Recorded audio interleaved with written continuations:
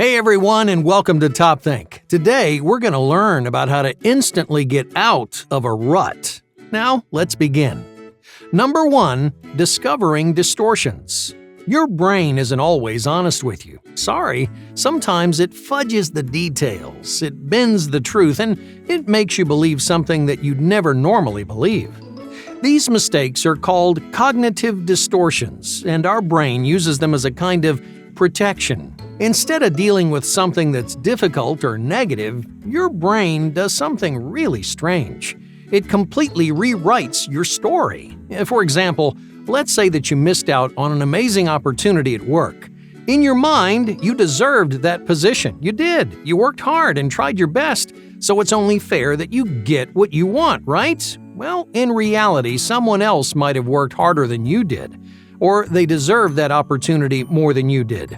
Deep down, you might know that's the truth, but those are hard pills for your brain to swallow. So it decides that it wasn't your fault, that you got cheated out of something that you earned fair and square.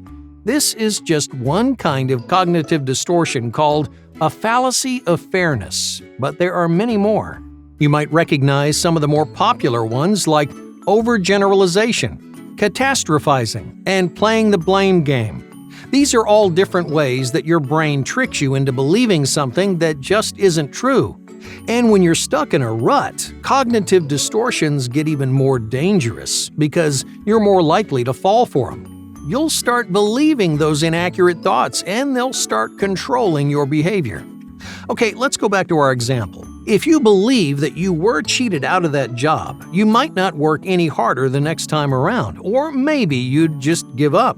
You'd never take another shot at that amazing opportunity because you're convinced that the world just isn't fair. To instantly pull yourself out of a rut, don't let these distortions control your life. Think on the truths that you tell yourself, and make sure they reflect what really happened. Because whether you realize it or not, your brain might be lying to you. Number 2, upward counterfactual thinking. Whenever something goes wrong, what's the first question that you ask yourself?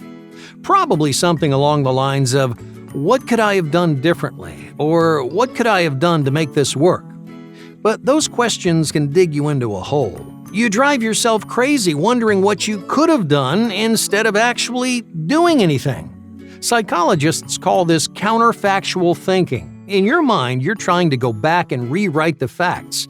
By deconstructing what went wrong, you think you're helping yourself move forward, but more often than not, you just end up buried in regret. So, does that mean counterfactual thinking is more destructive than helpful? Should you completely avoid asking yourself what went wrong? Not at all. You just have to approach these questions in the right way. You see, there are actually 2 types of counterfactual thinking: downward and upward. Downward counterfactual thinking is when you imagine things going even worse than they did. Let's say you get a shot at your dream job, but you completely bomb the interview. If you were using downward thinking, you might say, at least I got an interview, it could have been worse. The big problem with downward thinking is that you're accepting failure. Even though you're trying to build yourself up, you're actually holding yourself down because you're framing failure as the end of the road. According to a study on downward thinking, it also creates a self-destructive mindset. People who use downward thinking were much more likely to procrastinate, and their mental state wasn't getting any better. Those downward thoughts were making them feel uncertain and lowered their self-esteem. But upward counterfactual thinking does the opposite. Let's say you walk out of that interview and you say, that could have gone a lot better, and here are the reasons why. Now you've given yourself the chance to improve. You're pushing yourself out of that rut and you're making progress toward your ultimate goal. But there's one very important thing to remember about upward thinking. You should never use upward thinking to beat yourself up. Just because your interview could have gone better, that doesn't mean you aren't allowed to fail. Everyone makes stupid mistakes, everyone has regrets, and hey, that's okay. But you should use those regrets to make changes and solve problems so that you can perform better the next time around. Number 3, mental contrasting. When you're stuck in a rut, try to get your mind out of the present. Instead of focusing on the things that are going wrong in your life, jump forward in time. Skip ahead a few weeks, months, or maybe even years to a time when you've put this whole rough patch behind you.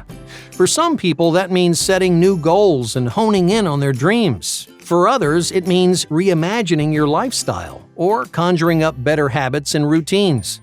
It doesn't matter what it is, as long as you're focusing on a future that's not just good for you, but one that's also actually possible.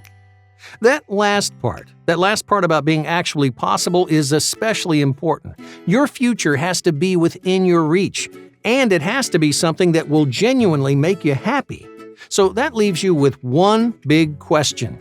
How do you decide what your fulfilling and realistic future looks like? Many people use something called mental contrasting. Mental contrasting is a technique that you can use whenever you feel like you're going through a rough patch. Because it pushes you to take action, it encourages you to pull yourself out of your slump, because mental contrasting creates a feasible path toward your future. So, how do you do it? You start by thinking about your long-term goals. You let yourself dream big. And don't be afraid to look 5 or 10 years into the future.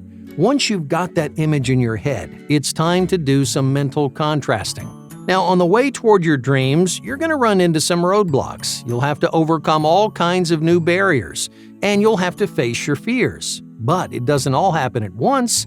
You face each of these challenges one at a time. So almost like you're making a timeline, you place those roadblocks chronologically on your path. If, for example, you're trying to write a book, your first challenge might be committing to your story. Your second challenge might be pushing yourself to be a more disciplined writer. And your third challenge might be finding the courage to show your work to the world. But those 3 challenges don't happen one right after the other.